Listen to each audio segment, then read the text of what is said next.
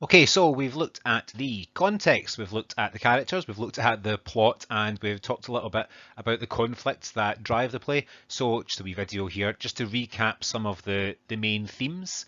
Not going to go into massive detail with them, we've talked about them in class and we'll talk about them some more, but just to give you a sort of an idea of maybe the kinds of areas you might want to be looking at in terms of, again, gathering your notes together, looking for several examples throughout the play that you could kind of click together to say, this is how I can show you this genuinely is one of the key themes in this particular play if it comes up. So, themes aren't completely nailed down, hard and fast things. They're always a bit woolly, and they kind of bleed into one another as well. Again, all perfectly normal, all part of what makes literature so good, to be honest. Nothing stands in isolation. It's the links that we're interested in a lot of the time. So the kind of themes that you see, no matter how it's phrased, this thing about opportunity, inequality, social class, whatever, the differential treatment of people depending on their background. You see it very, very, very clearly in the difference between Alan and the Slab Boys, and not just in the fact that he's being paid more. Look again, one of these things that, do a reading of the play where you look specifically for the way in which Alan is treated and compare it to the way the others are treated. Look at the way that Curry speaks to him in comparison to the way he speaks to the others. Look at the kind of assumptions that are made. Look at the thing with the folio, for example.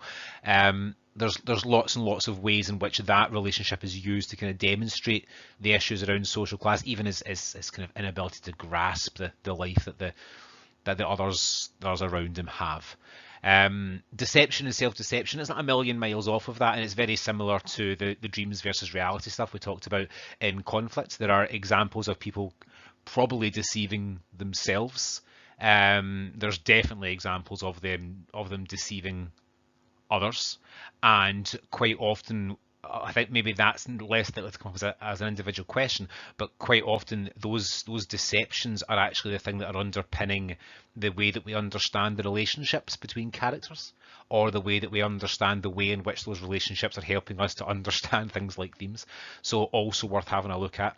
Definitely worth being able to explain different examples of rebellion, way in which that comes up. Again, you're mostly seeing that through Phil and Spanky, through this sort of emergence of the teenager idea. It's to do with things like attitudes to or conflicts with authority, but they're not the only example.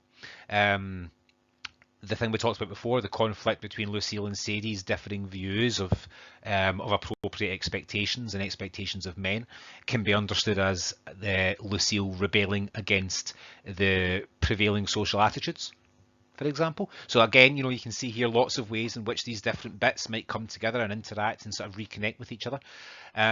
Definitely be able to explain, or be able to at least sort of talk your way through this thing about the role of women, the role of gender expectations in the play. It's come up before, which means it's maybe unlikely to come up again, but in saying that, there's only so much they could ask, and they could ask it in a kind of roundabout way. So I was saying before, only two women in the play. In some ways, we see that Lucille is different, is not just dismissed as just this beautiful woman, although she is beautiful and she is, every slab boy's dream. She's also confident and intelligent and very, very much, in charge when she's in the room. But on the other hand, you have Lucille, the sex symbol, and you have Sadie, the mother figure, and very much a mother figure in every single possible way. So you can look at those kind of two sides of how gender and how women are represented, and the role of humour throughout the play. Again, even if that one doesn't come up as the question, the number of examples that you would have about the way humour is used can come into other things. So humour is used as part of the rebellion. Humour is used as part of the way in which we understand social class. It's used in different ways. Some of the times it's, sort of what you might call working class kind of workplace banter, although it sometimes goes a bit further than that. But there's very much that sort of, needing to give as good as you get sort of stuff. Look at the bit even at the start where they're showing Alan about the sink. This is what we cry a sink, S-I-N-K. There's other things as well, though. There's physical comedy that's used. There's stuff with Hector and Lucille when Hector appears at the window bleeding, and Lucille sees him and freaks out and runs off, and Phil thinks it's... So there's bits of situational comedy that are used for relief as well. throughout the play. So again, the video is not supposed to give you all the answers here, but these are the sorts of things that it was definitely worth you definitely worth you having a look at, having notes on, and if you're wanting to run any of these by me or bring them up in classes, which we will do increasingly as we go through the year, then that would be great. So one more video to go, at least for now, where in the next one, I'm going to talk to you about the way in which the exam paper works, and hopefully that will then kind of pull all this together and make it easier for you to think your way through preparing for the assessment. Cheers.